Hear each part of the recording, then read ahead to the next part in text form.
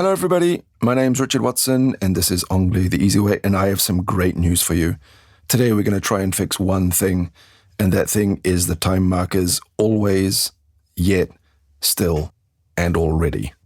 Don't turn off the podcast. We can do this together. So in English, we use these 4 words to tell a specific story about time and expectations, what we expect to happen. They aren't just grammar, they're signals. Always means 100% frequency. It's a constant habit. Already, it happened sooner than you thought or expected. Still, it's continuing up to now. It hasn't stopped. And yet, it hasn't happened, but it will, and we're waiting for it.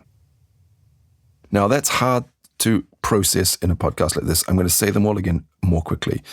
Always 100% frequency. It's a constant habit. Already, it happened sooner than expected. Still, it's continuing up to now. It hasn't stopped. And yet, it hasn't happened, but it will, and we're waiting for it. Okay. So I'm going to give you an example of them in the present and in the past. And look at the place that these words go in the sentence. That's part of the problem. Always, already, and still like to sit in the middle, often just before the verb, and yet tends to be at the end of the sentence. So let's have a look. I always drink coffee.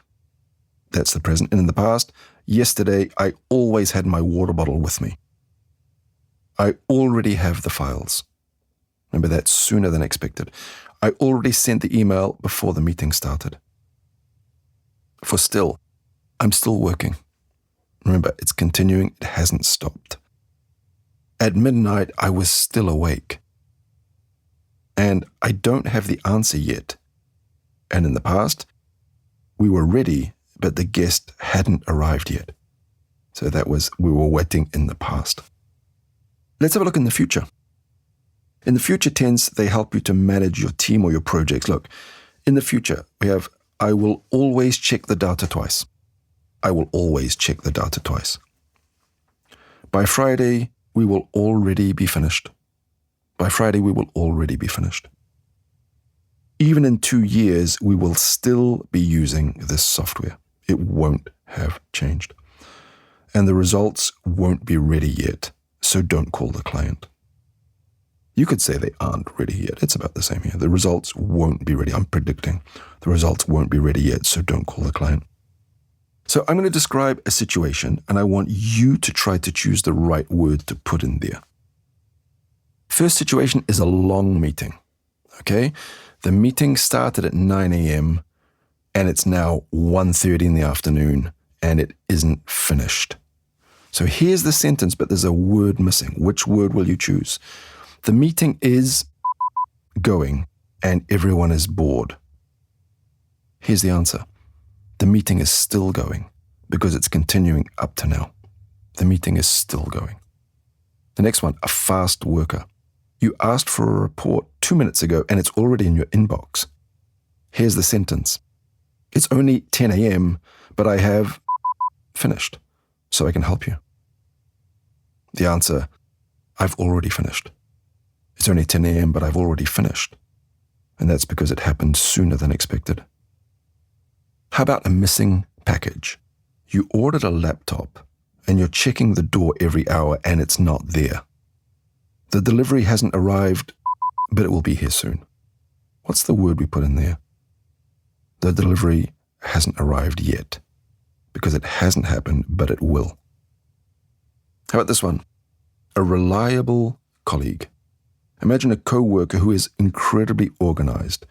Every time you message her, she replies instantly. She answers her emails within 10 minutes because she's so well organized. She always answers her emails. It's 100% habit. Okay, a persistent technical problem. You rebooted your computer, but the screen is still frozen. So you say, we changed the password, but the error is happening, so we need help. The answer is, the error is still happening because it's continuing now and hasn't changed. An early lunch. Your friend asks if you want a sandwich, but you had a big meal 1 hour ago. I don't need to eat. I have eaten and I'm full. So the answer is I've already eaten because it happened earlier than expected. A project deadline. The contract is on your desk. You haven't signed it, but you plan to do it tomorrow. We haven't signed the contract, but we'll do it tomorrow. The answer, we haven't signed the contract yet because you're waiting for it to happen, and it will happen. And the last one, the morning commute. Every single Monday to Friday, the road to the office is blocked with cars. The sentence is, the traffic is bad at 8 a.m., so I usually take the train.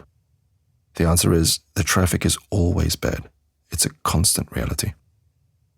Now, in natural English, we tend to blend words. Listen to this. Not yet. We don't say not yet. We link them up, and it sounds like a ch. Not yet. Not yet. Still working. Hold the L a little bit longer than normal to show that it's still working. And already done. Already done. Put the stress on the ready. Already done. Often this word takes it on the first, but if you hit it this way, it's hard. Already done. Again, you can stretch out these ideas. You can add an extra part to the sentence to make it easier for you to remember, because you can add context. And that's the best way of remembering how to use something, when you have a context built into your example. I've already finished my work, so I'm going home early. I've already finished, so I'm going home early. He's still in the meeting and he looks very tired. The results aren't ready yet, but I'll call you soon when they're ready. And she always brings snacks because she always gets hungry. Anyway, have a look at your to-do list and identify 4 things. 1 thing you always do as part of your routine. 1 thing you've already done today. 1 thing you're still doing right now. And 1 thing you haven't done yet, but that you definitely will. Remember, don't treat these as grammar. Use them as signals to show your team and the people around you exactly where you are in a process. Now, don't hesitate to go back and do this podcast a couple of times. I know it's hard to repeat the sentence and think of the word, but once you practice, they just slot into place perfectly. Anyway, that's enough. I'll let you get away. Thank you for your time. I'll catch you next week. Don't forget to subscribe.